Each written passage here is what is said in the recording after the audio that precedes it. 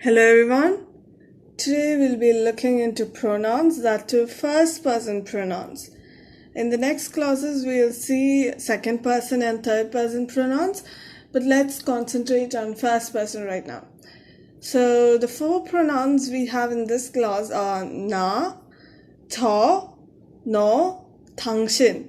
So na and 저 both mean I. 너 and 당신 both mean you.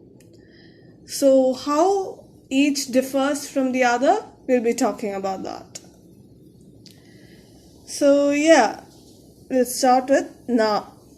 So na is actually 반말, that is informal speech. And how na behaves with different particles, we'll be seeing that right now. So na with topic particle is 나는, which usually gets shortened into none when speaking. The next one is na plus ga, that is identifier particle. That combination becomes nega. Yeah, it's not wrong, it's just that na changes to ne. That's how it goes. The next one is with additive particle do. With additive particle do, it becomes nado.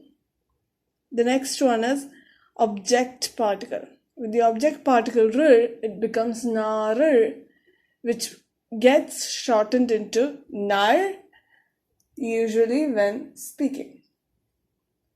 The next one is my. So my is ne. My is ne. You can say that you're first writing ne and then you're adding the identifier particle ga, nega, kind of like that. So my is ne and mine is negot.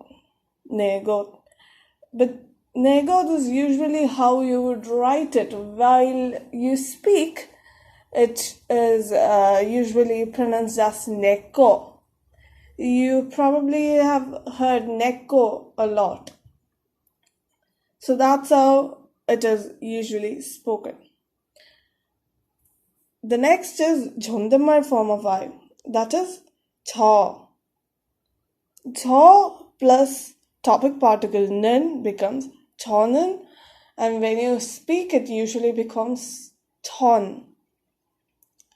The next one is 저 plus ga, that is identifier particle, and that becomes 제가. Once again, 저 becomes 제가. With additive particle, it just becomes 저도. And object particle, it becomes 저를. But when you speak, there are times when it becomes 절. The next one is 제. Again, my is 제. Like my back when it was ne, the same way it is 제. And mine is 제것, which once again when speaking it becomes 제거. And now we'll look into you. That is in the next page of our material, that is page number 32. And you can find the material as usual in the description box. So no also, that is you also has a bhammar and a 존댓말. And bhammar form of you is no.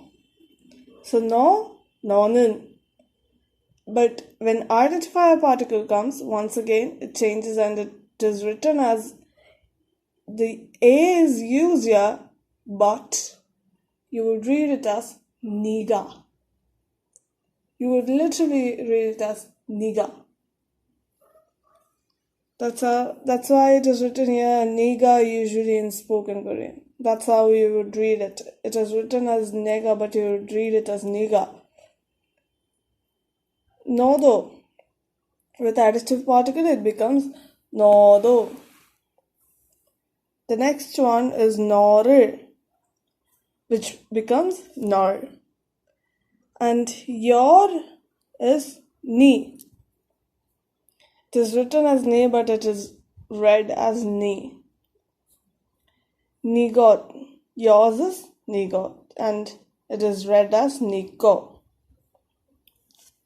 The next one is 당신. 당신, first of course, it is 존댓말. But another important thing is that using it in common conversations might be a bit confrontational or offensive. So it's better not to use 당신 at all. Instead of that, I'll be telling you other options that you could use. So let's get into it. 당신, 당신은, 당신이. Up until now, it was 는, 가, 를, all that. Here it is 은, 이, 을. Though it is, of course, the same thing. 당신은, 당신이, 당신도, 당신을. 당신. Your is just simply 당신. But yours is, as usual, 당신 것. 당신 것. It is written as 당신 것, but it is written as 당신 거. But you wouldn't usually use 당신 to say yours in usual conversations. But then if it is between people who are thinking of marriage or people who are already married, then okay, 당신 could be used as a term of endearment, but otherwise 당신 is better not to be used or used only when you are in a strife with someone. Other options you could use politely to address others as you is using the social position to address someone directly. You could use their social position. If it is a teacher, you could go for 선생님. Head of a company, you could go for 사장님. If that person is a CEO or the president of a company, you could go for 대표님. If that person is the president of a country, you could go for 대통령님. If that person is a prime minister, you could go for 총리님, 총리. That's how it is written. And then wife of a respectable person, you could call them 사모님. And a middle-aged man, you could call them 아저씨. A middle-aged woman, 아줌마. A pretty old man, that is someone who looks like a grandfather, you could call them 할아버지. And someone who looks like a grandmother, you could call them 할머니. If it is a manager, you could call them 과장님. If it is a professor, you could call them 교수님. And if it is a doctor, you could call them 의사 선생님 or simply 선생님.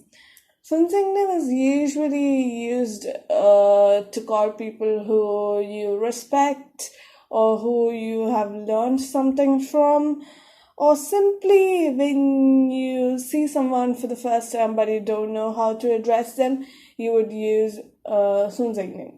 And 선생님 is a pretty, quite very polite way to address someone. Another way to address someone is 그쪽. 그쪽. So 쪽 means direction and 그 means that. So 그쪽 means literally that direction or that side. So we'll be learning about directions later on. So I'll talk about directions as such in that lesson.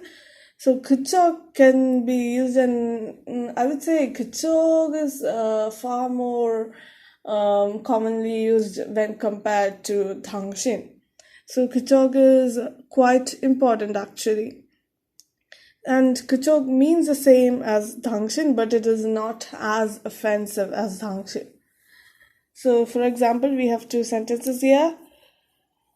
점심 드셨어요? 점심 means lunch. 드셨어요 is the more polite way to say 먹었어요. 먹었어요.